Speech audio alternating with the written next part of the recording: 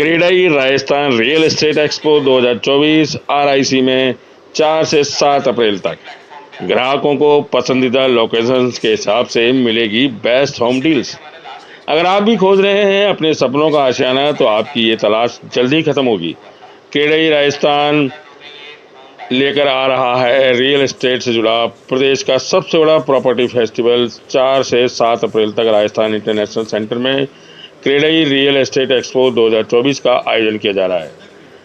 FS realty के सौजन्य से आयोजित राजस्थान के सबसे बड़े प्रॉपर्टी एक्सपो में प्रदेशवासियों को प्रॉपर्टी के ढेरों विकल्प और बेस्ट होम डील्स मिलेगी।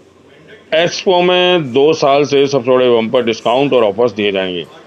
स्पॉट बुकिंग पर टाटा टियागो हैचबैक के साथ क्रेडाई की ओर से 6 लाख रुपए तक के निश्चित उपहार भी दिए जाएंगे। एक्सपो में जयपुर, अलवर, अजमेर, उदयपुर सहित प्रदेश के विभिन्न शहरों के 40 से अधिक रियल एस्टेट व्यवसायी शामिल होंगे। इस दौरान 53 से अधिक स्टॉल्स लगाई जाएंगी, जहां कई प्रॉपर्टी मॉडल्स को डिस्प्ले किया जाएगा। 2022 में 35 डेवलपर्स ने उसमें हिस्सा लिया था। इस बार 43 डेवलपर्स इसमें हिस्सा ले रहे हैं और 10 हमारी टर्शरी इंडस्ट्रीज इसमें हिस्सा ले रही हैं। पिछले बार 6500 लोगों के लगभग लोग आए थे। इस बार हम 10,000 लोगों के आने की उम्मीद कर रहे हैं। इस बार की जो हमारी कैंपेन है वो बहुत विशाल है एज़ कम्पेयर टू 2022।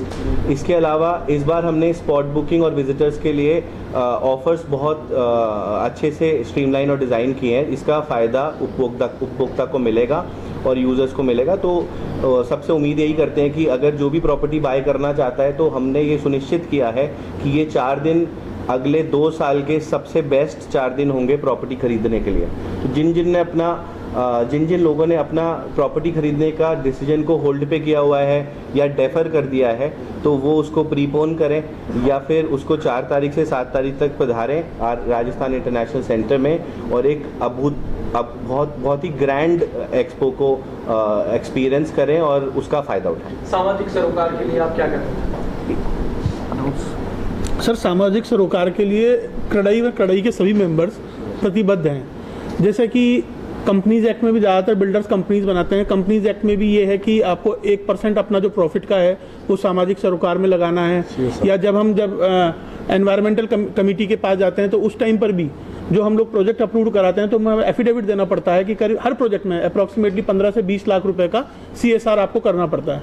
जैसे मैं आपको बताऊं, जितने भी जयपुर शहर में जो 100 फ्लैट से ज़्यादा की बिल्डिंगें होती है, मैंने देखा हमारे समस्त बिल्डर जो वहाँ पे मजदूर काम कर रहा था, उनके बच्चों के लिए स्कूल बनाते हैं। इनफैक्ट जो मिड डे मील टाइप का भी एक प्रोग्राम चलाते हैं कि वहाँ पे खाने पीने की व्यवस्था हो जाए। 1-2 टीचर्स, जैसे मैं अगर अपने प्रोजेक्ट्स की भी बात करूं या रविंदर जी बात करें, कृष्णा जी बात करें, तो हम लोग अपने प्रोजेक्ट्स के ऊपर एक छोटा सा स्कूल बनाते हैं। वहाँ पे उनके मिड डे मील की भी व्यवस्था करते हैं। प्लस 1-2 टीचर्स भी रहते हैं जो कुछ भी, मेरा हमेशा से मानना है, 1 शून्य से बड़ा होता है। कुछ नहीं से भला तो कुछ सही की कुछ तो उनके कान में पड़ रहा है, तो वो भी हम लोग ध्यान रखते हैं। इसके अलावा भी सामाजिक सरोकार में जो हमारे बिल्डर मेंबर्स हैं, जैसे अभी हमारे एक बिल्डर ने एक अपना घर बन रहा है जामडोली के अंदर, जहां बुजुर्गों के लिए, जो राजस्थान सरकार की एक एजेंसी है, जो विमंदित बच्चे हैं उन्हीं के साथ में बुजुर्गों के लिए आवास की व्यवस्था हो रही है। हमारे एक बिल्डर ने 51 लाख रुपए वहां पर दिए।